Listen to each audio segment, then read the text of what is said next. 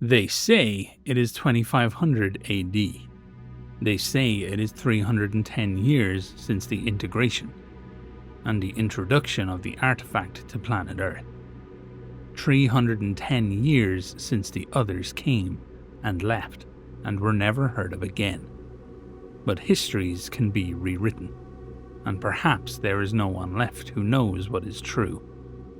Whatever the truth, all agree that Earth has been forever changed. The extraterrestrial gift of flesh integration, that technology that has transformed soldiers into hulking monsters, that technology that has exposed the beastliness in the soul of humanity, has forever reshaped the nature of war. Before the integration, humanity stood on the brink of self-annihilation. Now, its weapons of mass destruction compromised by alien intervention, it seeks another precipice. Forgotten are the resource wars of the past, the wars of selfishness and greed that brought humanity to the edge of the abyss. The new war will determine the future of the species itself. Will humanity ascend or descend to the next step of its evolutionary path? Or will humanity master and exploit the fruits of integration as it has mastered and exploited every resource of the past? This is the test. This is the war that will forever change the face of humanity, for good or ill. This is the Crucible.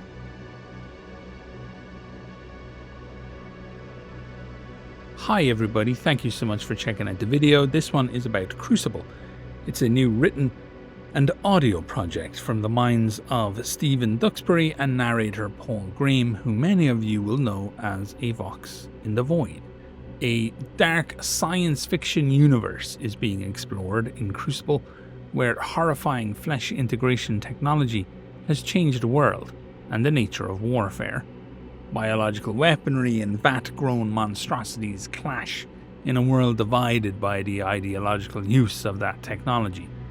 The truth is rewritten, human form is brutalized, and the very concepts of evolution and regression blur in the dystopia of this new age. So in this video, we're going to go through some of the lore excerpts that have been made available via the Kickstarter campaign, and I would implore you to go over and check out the Kickstarter. I myself have backed it, money where my mouth is, to the highest pledge level, because I find this very, very, very interesting, and I have been a fan of Vox for so long, it just feels right to back this with all that I can. So yeah, go check it out, and we're going to cut into some lore and bits and pieces from the universe now. Some of the concept art that's going to be shown in the video is concept art, and the game has moved from less mech to more organic kind of biopunky vibes to my understanding. So keep that in mind. Vox was very nice and generous and shared concept art because he knows we need something to be visually interesting in the video. So I really appreciate that. But remember, it is concept art. So let's get stuck into the world of Crucible. Haruki Tacta is a decorated evolutionist of the AEP states, handler of the Oni, Odoriko, and veteran of the North Pan-Eurasian conflict. Yet now he is an old man fighting a losing battle for relevancy. Severe Cushing's syndrome has brought his Oni to the brink of decommission, and if the semi-retirement of the gladiatorial arenas does not destroy Odoriko, Cushing's will instead. Then Tacta will be an evolutionist without an Oni, and his irrelevancy will be all but complete. Tacta is a private man, but some whisper that the evolutionist grows increasingly embittered and still seeks a way back to relevancy. Most view this as a sad, graceless end to an illustrious career. One may as well try to resist the turning of the seasons. But some are concerned about what a man like Tacta might do to resist his fate. For even though his star has faded, the name of Haruki Tacta still carries political weight, and evolutionists have always occupied an uneasy place between celebrity and soldier, wielding an influence of their own.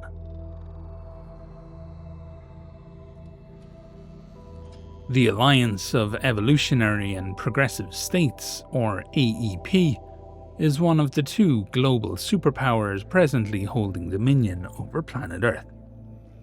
Its influence is centered on the Japanese islands, the Korean Peninsula, and the North American landmass, with some limited expansion into the South Hemisphere, eco-disaster zones.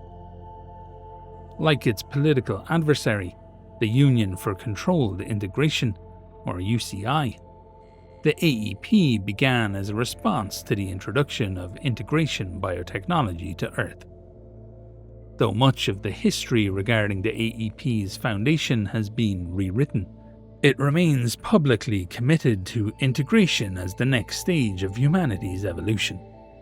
In line with this philosophy, integrated pilots, or ONI, are honored as heroes, with only the very best candidates chosen for full integration. ONI at the end of their military careers are celebrated in the Colosseums, and their evolutionist handlers are afforded the greatest respect. However, some agitators accuse the AEP as being no less regressive than the UCI. AEP propaganda speaks of a new biotechnological utopia, but uses imagery and wording that evoke long-dead empires of ancient Rome and medieval Japan.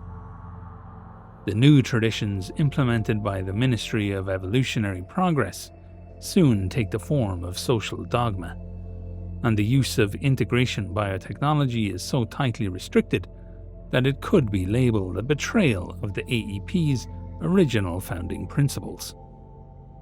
In the face of this naysaying, the AEP stands firm and quickly deals with those spreading hate and misinformation. After all, nothing can stand in the way of humanity's evolutionary destiny, and those that cannot adapt must be compelled to stand aside.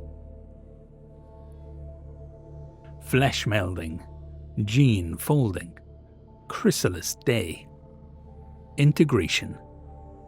Much is forgotten of how integration biotechnology was first introduced to humanity, though its genesis is standardly credited to extraterrestrial intervention in the year 2190, over 3 centuries ago. The truth has been rewritten, and little is known for sure. What is known is that integration has forever changed the nature of humanity, and with it, planet Earth. Humankind has learned how to blend machine and man, and how to coax half-biological cells to reshape themselves by mere thought. It has created monsters, insane diabolical fusions of soldier and war mecha. And yet, this has only scratched the surface of what might have been achieved if the species had only possessed a more peaceable intent. Few, if any, understand the true nature of integration, nor what function it might serve beyond the facilitation of war. Those fully integrated are hideous grotesqueries of exposed viscera and wet, eternally shifting skin, their minds blasted to bestial insanity by the process that made them. These are the pilots, known as Oni in the AEP and as golems to the UCI. One might ask how such abominations, and the science that produces them, might represent the next stage of humanity's evolution. But such questions are illegal to voice within the AEP, just as it is illegal in the UCI to ask how such technology could ever truly be harnessed and controlled.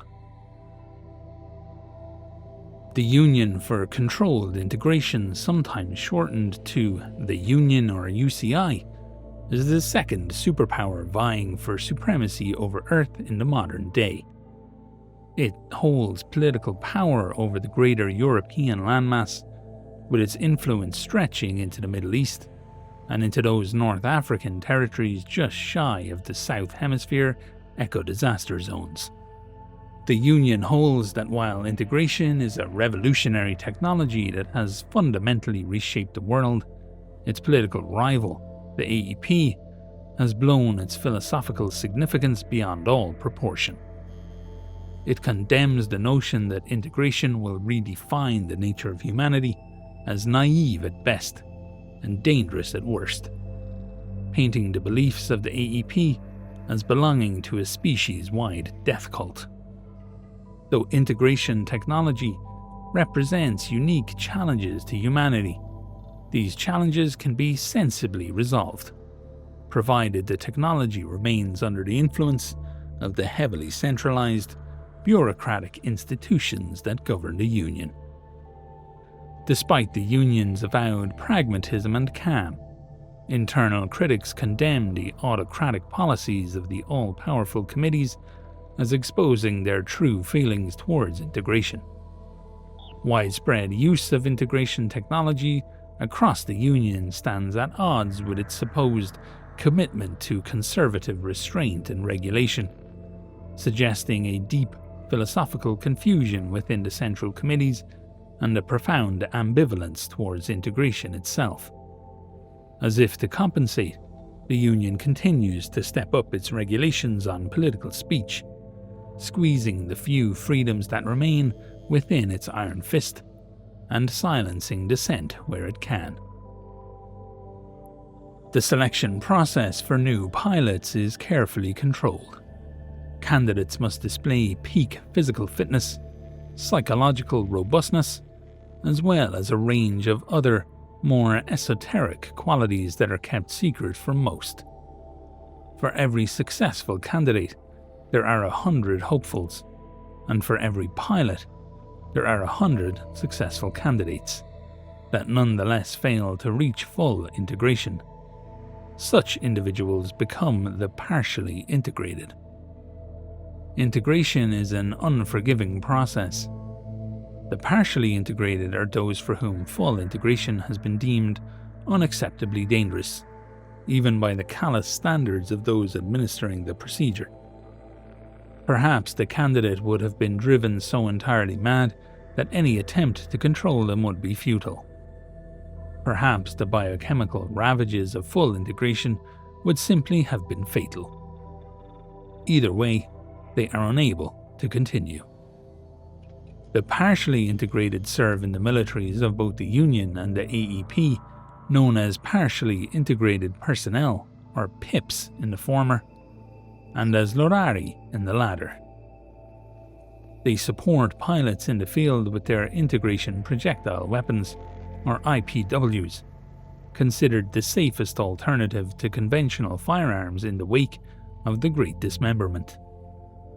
As their parasitic weapons manufacture projectiles from their own internal biology, these soldiers bait enemy pilots into ambushes with their gadfly stings or eliminate handlers, so their charges will turn feral. To be partially integrated is to have one's sanity slowly stripped away by the aborted process of integration, and to physically waste away with every shot fired from their weapons. It is to be physically broken into something grotesque and not quite human, and to be defined by the failure to achieve full integration. In short, it is to reflect the very worst of human nature, both in body and soul, and to live a foreshortened life of violence and war. When two fully integrated pilots meet in battle, the ground shudders to the reverberations of their feet. The air is thick with the cacophony of contorting flesh metal and the stink of aggression hormones. When the pilots collide with apocalyptic force, integrated flesh reforms and overlaps in a grotesque display. And like this are the battles of the present decided, through the primal struggles of one monster against another. Though these confrontations are brutal, they are the culmination of much deception, strategy, and cunning. Most battles are decided within seconds of actual combat. It all depends on the combatants' varying angles of approach, readiness, and momentum. Partially integrated soldiers goad pilots with their gadfly attacks to lure the fully integrated into disadvantageous positions. Handlers regulate the hormonal balance of their charges to defend against such efforts, or else play sophisticated games of bluff to trick the enemy to adopt a disadvantageous stance. Pilots reposition and reshape themselves to conceal their true strategy and seek crucial advantage for the critical moment. As such, a complicated game theory has spontaneously formed around integrated war. Partially integrated soldiers may focus on eliminating a handler, but this leaves the pilot unchallenged. A pilot may adopt a stance of maximal aggression, but this leaves their handler undefended.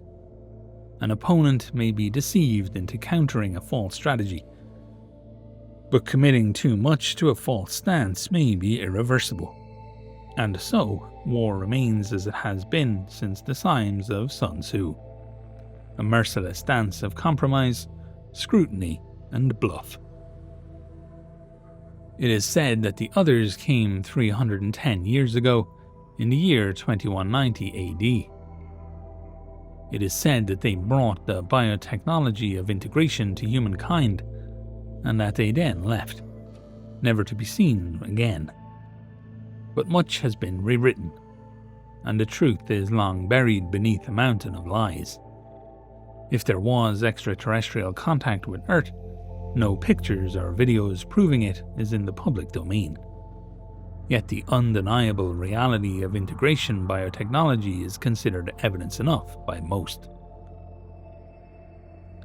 The introduction of integration has changed much, not only in what it has made possible, but also what it has made impossible. Consider the Great Dismemberment, an event which, though wreathed in disinformation and secrecy, undoubtedly caused catastrophic disruption to the military technologies once possessed by humankind. Somehow, integration resulted in the utter collapse of ballistic missiles and WMD programs. Meanwhile, the complete abandonment of conventional firearms by both of the world's superpowers gestures to some terrible incompatibility between such technology and integration. The nature of this incompatibility remains unknown, or at the very least, secret. Why did integration lead the great powers of Earth to abandon conventional firearms, while civilian fireworks remain popular across both nations? Why are the two alliances content to wage integrated war, while their missile silos gather dust? Such questions are dangerous, of course, more likely to be returned with a bullet than an answer. Both the Union and the AEP would have humanity believe that there is no civilization beyond their borders, that there are no communities beyond their power. But the present is forever rewritten, and the truth is buried beneath an avalanche of lies. Before integration were the water wars, and before the water wars were the environmental catastrophes that produced them. Little is known of these times beyond scattered references to distant events. The equatorial ravaging, the Indochina conflagration, the continental riots. What seems clear is this: humanity brought itself to the very edge of extinction, and the South Hemisphere eco-disaster zones were left uninhabitable. Perhaps the rest of the world would have shared that fate. But then the others came, integration followed, and humanity was changed forever. Yet, the world is a big place, and there are forever rumors of societies beyond the political grip of Earth's two superpowers.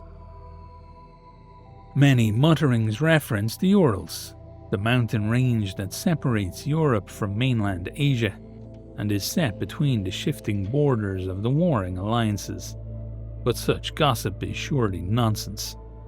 Any rumors of human habitation there much less entire communities living without integration biotechnology, is nothing more than a laughable fairy tale.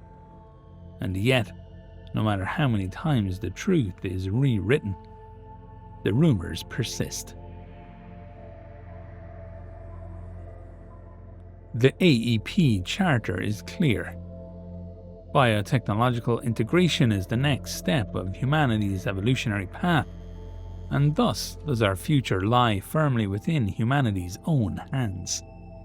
And yet, the future is a precious thing. So has it been rewritten that, without the new traditions implemented by the Ministry of Evolutionary Progress, humanity itself is imperiled. But the Ministry of Evolutionary Progress, though absolute in its authority, is far from monolithic. It is made up of people, and even geniuses may err. So it is said of physicus Roman Lucianus Asada, a highly gifted biotechnician of the AEP, and a vocal proponent of radical experimentation into integration technologies. Though Licinius Asada's politics are undeniably consistent with the AEP Charter, the physicus is increasingly sidelined within the ministry itself. His ideas on integration's potential, that it may cure all sickness and perhaps even death itself, are popular with the public, but only reluctantly indulged by his superiors. And should Licinius Asada go too far, either through his words or through unlicensed experimentation, that indulgence may soon be withdrawn.